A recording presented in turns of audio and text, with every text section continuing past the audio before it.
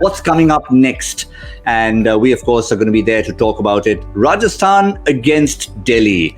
Well, we know one Englishman who will not, unfortunately, be taking part for Rajasthan. But the first thing you talk about, Harsha, is Mumbai. Back at Mumbai, and Yes. These two teams, once again, we're talking high-scoring venue. So very different approach again to this game.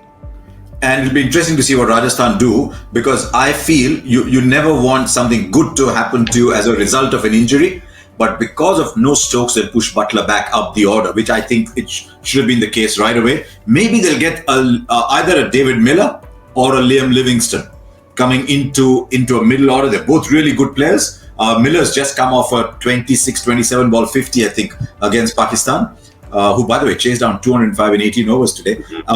Or they might go Liam Livingston, because he'll give you a couple of overs of spin as well. So they've got that bit covered. And I mean, if he bats like that again, Sanju Samson, you're going, wow, aren't you? But I think they've got a little work to do with the support batting there. A little bit of work to do with the support batting.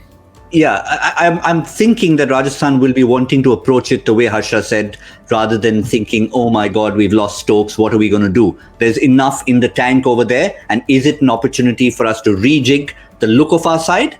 And the other person who replaces him could just be someone big. Yeah, blessing in disguise in some ways. I mean, Ben Stokes is a massive loss to any side, whichever side he's in. If he's out of the team, he's a huge loss. But I think Butler is better at the top. I think that's the point that Harsh is trying to make, and I totally agree. Jos Buttler needs to be opening the batting if Rajasthan are going to be winning. If they go with Miller, I think then you have Miller, Dubey, Tewadia, all left-handers through the middle. Do they want that? Is that a reason to maybe turn to Livingston? I don't know whether that makes a little bit of a difference in that middle order for them. So that's something that they will probably look at. But Butler back at the top, give them every opportunity to bat on these good surfaces while they're playing in Mumbai and peel off runs. All we know is it should be an exciting contest there.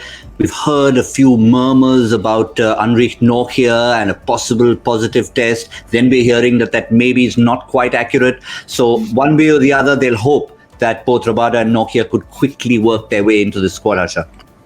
But here's something for them. Another day there is oh my God, no Nokia. Nokia bowled fantastic against Pakistan. He was steaming in a white ball game. He had batsmen hopping.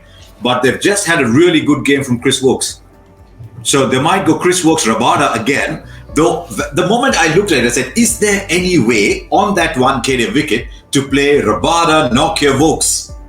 How do you play Rabada, Nokia, Woakes? And that is if you can leave out a Hetmeyer and maybe find a Lalit Yadav or somebody like that at 6 who can give you your 15 ball innings. If you back the top order, then, look at that bowling attack with Amit Mishra, Ravichandran Ashwin, 3 world-class quick bowlers and Stoinis. So the bowling is covered there, and Woakes can bat, Stoinis can bat, so you're not taking away anything from the batting.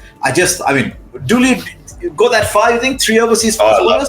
I love it, Harsh. I love it. I cannot drop Chris Woakes.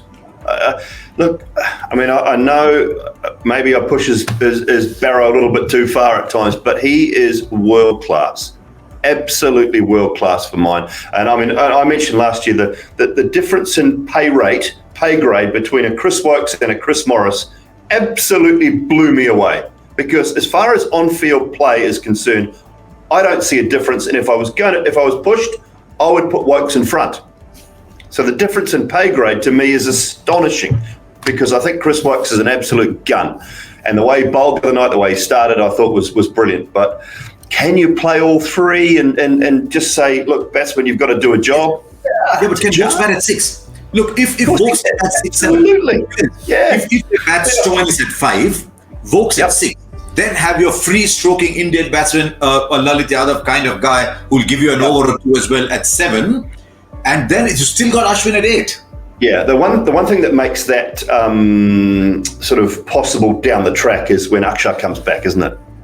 Yeah, so you get a little more batting there, yeah. Yeah, you strengthen your batting a little bit at 7, because Akshak certainly can bat. We've seen him knock it out of the park, and he gives you that really good bowling option as well. So that becomes a distinct possibility at that stage, I think, Harsha. But I mean, look, I don't have Chris Wokes' batting stats offhand, but I mean, he scores runs. He's got a test average, I think, in around about the 30 mark.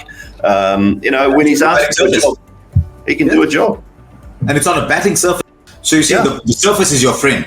So if you can bat, the surface becomes your friend, and then you're okay. If you're playing a 140, 150, you're thinking, maybe I can't get much out of his batting on a surface like this. But there, you hit through the line. I mean, it always gives you good wickets in Mumbai.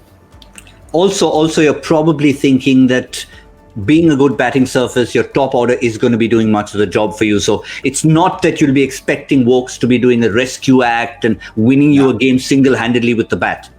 I'll tell you one other thing. The line of this year's tournament actually came at the toss from Rishabh Pant when asked about not playing in Delhi, and he said, "No, we're not playing in Delhi. We got better tracks to play on." It was brilliant.